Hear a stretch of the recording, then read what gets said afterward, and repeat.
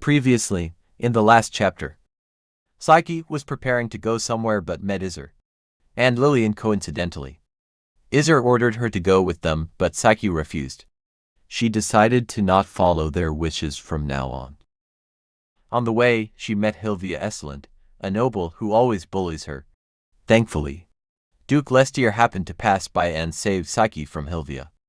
Afterwards, Psyche and Duke Lestier went to a tea house to discuss breaking off their engagement. They made a formal contract and signed it as proof of their deal. However, Lillian, Iser and Lennox found Psyche coincidentally. Duke Lestier quickly left to avoid Iser, whom he clearly dislikes. Right after, Iser punished Psyche for not reporting to him, banning her from the training hall.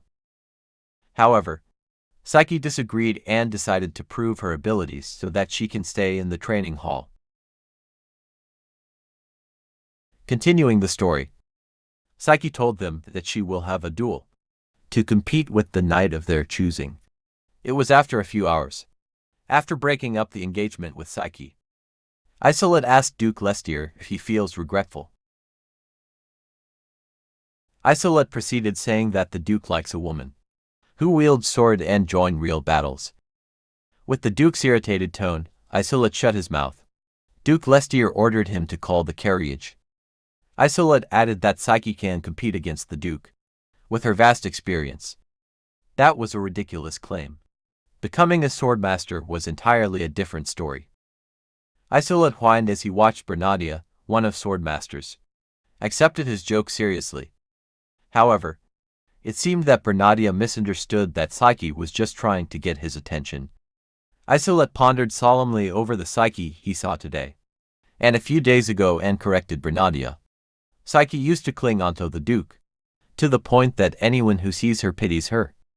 However, Psyche suddenly changed and wasn't desperate anymore, making Bernadia confused. But was that really a strategy to attract attention? He even wrote a contract as a proof of breaking the engagement off. Bernadia actually put magical crows on Psyche to monitor her. Blacksmith and Magic Association were the places Psyche visited today. She wasn't just trying to help him with words. She was moving into real action. Bernadia, who deviated from his thoughts, responded in a tone of absurdity. Isolde reassured Duke Bernadia that the carriage is already on the way. Bernadia immediately got on the carriage after it arrived because of emergency. His purple flame magic runs amok again, hurting his physical body. Isolde, who knows his condition, quickly brought medicine to calm the mana. Bernadia took the medicine. He is very powerful, but his power devours also his body. Bernadia took a deep breath and finally calmed down from his seat. Isolde, who saw all of this, hesitated to ask Bernadia something. He asked if Lillian Silkisia inherited the unique magic of Silkisia family. However, that power is not inherited by bloodline. Only chosen ones by God of Fate have it. Maybe Lillian really got the power, and might be engaged with Bernadia as precaution. Still, Bernadia was skeptical. The Silkisia family didn't announce anything after all. He put his suspicions aside and just tried to rely on the medicine instead of other powers. Duke Bernadia then ordered the carriage coachman to go to the guild. As soon as he arrived at his destination, the Magic Association, he entered without hesitation. Bernadia was here to see Leah Colt, an excellent ice wizard, but unfortunately, she is absent. Bernadia asked when will the ice wizard be available, so the staff looked up the schedule. However, in a slip of the tongue, she informed that Leah will be meeting Psyche soon. Bernadia's expression became dark at the unexpected words. The wizard's face, who realized that she had accidentally leaked secrets, turned white.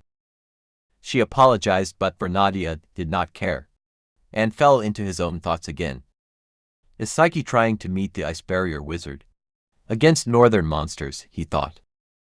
Nevertheless, the use of ice magic for northern monsters was a taboo among taboos. Not all, but most monsters are known to be the type that gets stronger as it gets colder. Bernadia thought that Psyche might be trying to raise more monsters in that area. Bernadia, who is suspicious of Psyche's actions, clicked his tongue and called Isolate. He asked Isolate, his aide, about his free time so that he could meet Psyche to clarify things. Meanwhile, Psyche tied up her silver hair preparing to go out with her training clothes. Because today was not practice day, but a real sparring match to prove herself. About a year ago, when Izzer called her to try a new technique, that was her last match. Sparring was not the thing that's hard, in order to beat Izzer. It was difficult to control her hand, which always ended up in his vital point that would result to his death. Izzer might have noticed that Psyche was stronger than him, but she still hid her skills. Psyche tried not to win, because Duke Silkisia ordered her not to be better than his real children. Psyche picked up the teacup which originally is ours, as she was preparing to leave. Then, she was about to throw it away in a vase but paused. Until a few days ago, the freesia in her vase was still new and fresh. But for some reason, it became dried and twisted. Was it just her? Or the color of the flower was actually the same as the tea? It shouldn't happen like that if it was just a normal tea. It was a bright morning, and the training hall was no less noisy than usual. Perhaps they came to see the sparring match, and the soldiers were gossiping. Noticing all of their stingy eyes and their conversations, they seemed to be cursing Psyche. Izzer, who was dressed in neat uniform, spoke that today Psyche will have a duel. The hall quickly became quiet. Izzer continued with his insensitive words.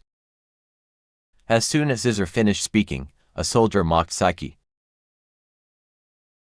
They weren't worried about her getting hurt.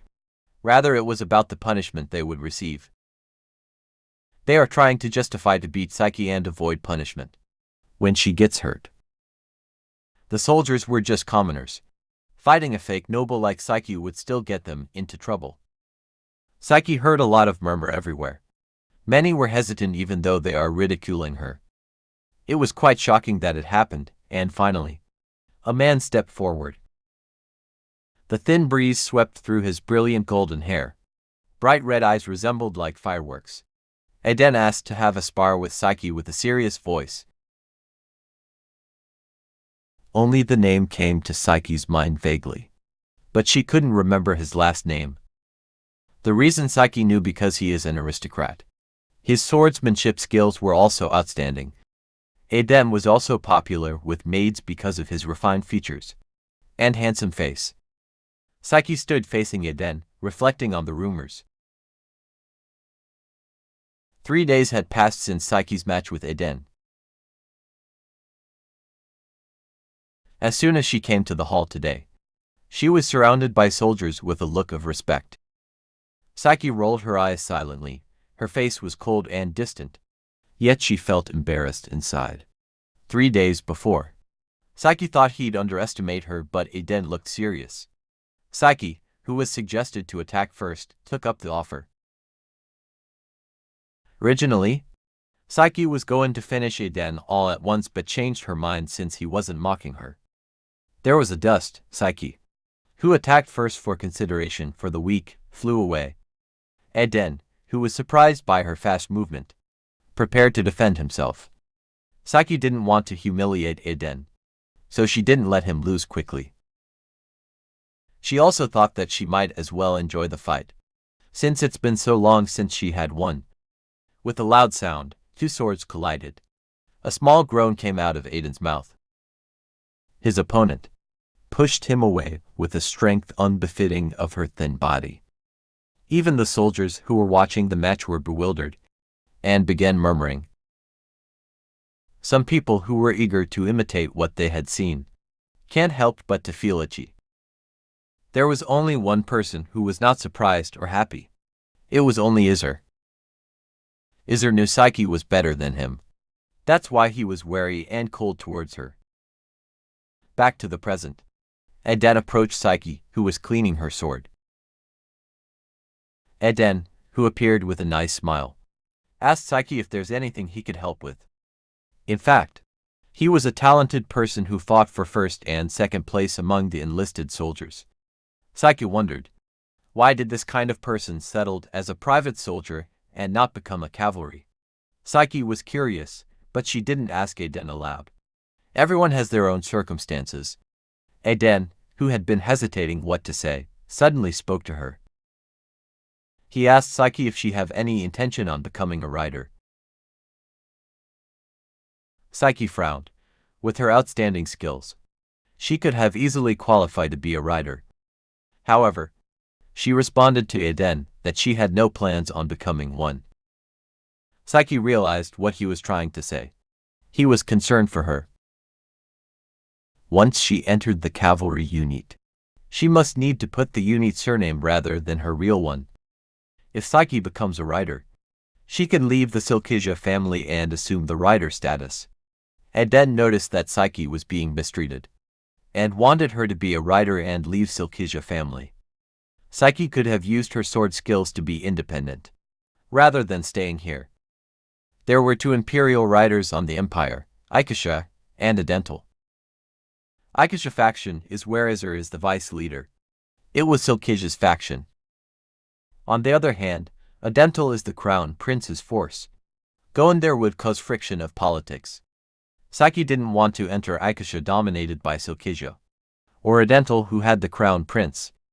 Also, before she will leave Psychke family, she must find people who genuinely cares for her. Thus, joining a rider faction would just bind her from doing what she wants. Aiden's expression darkened, since Psychke didn't elaborate it. It seemed that she wants to be in the Psychke. Aden, who was deep in his thoughts, anxiously spoke. Suddenly, a shout calling Psychke from afar echoed. They turned their heads, alerted by the sudden call. It was Melissa who came to inform Psychke that Duke Bernadia has arrived. Psychke tried to think about why he came, but nothing came to her mind. Aden swallowed what he wanted to say, since Melissa was trying to take Psychke away. Psychke followed Melissa, pushing away her rising doubts about Bernadia's intentions. Right then, Melissa stopped Psychke and told her to take a bath since she was sweating from training. Because Psychke couldn't keep the guest waiting for a long time, she quickly took a bath and prepared to go out. Afterwards, Psychke noticed that Melissa kept interrupting and delaying her from going. Duke Bernadia will be offended if she goes out late, and not only her but also Psychke will be criticized. Right away, Psychke asked Melissa to confirm her suspicions. Melissa's excuse was false, but the being late was sincere. In the first place, it was strange that Melissa is attending Psychke right now, when she is already Lillian's exclusive maid. Melissa tried delaying Psychke more, but Psychke deliberately ignored her. Then Psychke reluctantly guided herself to the waiting room, leaving Melissa behind. Psychke walked upright looking only at the front. Melissa followed Psychke behind. Then Psychke spoke to Melissa to bring the morning tea. That was always served to her. Psychke suspected that there was something wrong with the tea. That was always served to her. The morning tea was from Izur, and Melissa has been serving it to Psychke for many years already. Melissa told Psychke that the suspicious tea has no brand name or label. The brown tea and the flower, freesia, which dried up and died in the same color, was strange. Just like that, when Psychke was about to step in the waiting room, something happened. They almost bumped into Lillian, who was hurriedly running from the opposite side. Her rough breathing, her red face almost tearing up. Even her body was shaking in anger. Lillian's bloodshot eyes flushed to Psychke, and then she ran away with a brisk pace. Melissa followed Lillian. Eventually, Psychke had to enter the waiting room alone. Bernadia looked up at Psychke crookedly, and unhappily asked if she arrived late on purpose. However, Psychke didn't know what Bernadia is talking about. She didn't understand him. Having his face crumpled mercilessly, he snapped back and told Psychke that he just met Lillian. Psychke realized The reason why Melissa was delaying her was because Lillian wanted to talk to Bernadia. Duke Bernadia then asked why Psyche wanted to see him. However, Bernadia misunderstood. Psyche explained that she never arranged a meeting with him. Bernadia was speechless by Lillian's ridiculous lie to use Psyche. But it was actually her who wanted to meet up. He also clarified that he had no intentions of marrying Lillian, who was the real daughter of Psychke. Lillian had a talk with Psyche previously about switching the engagement, but Bernadia didn't want that. Psyche asked Bernadia about telling Lillian directly that he doesn't approve it himself. Bernadia replied that he already did just now. Psyche figured out the whole situation. That explained Lillian's fuming behavior earlier. Afterwards, Duke Bernadia changed the subject into what he really came here for. Bernadia started to talk about Leah, the ice wizard that Psyche was supposed to meet tomorrow. Leah was also the one who makes the medicine that can calm down Bernadia's power. Psyche was confused how Bernadia knew such information when it was supposed to be confidential. What was Duke Bernadia's purpose for saying all of this? That's all, folks. If you enjoyed this video, be sure to like, comment down below, and subscribe to my YouTube channel. I will be posting more videos about good reads you may like, so stay tuned. Thanks for watching. See you soon.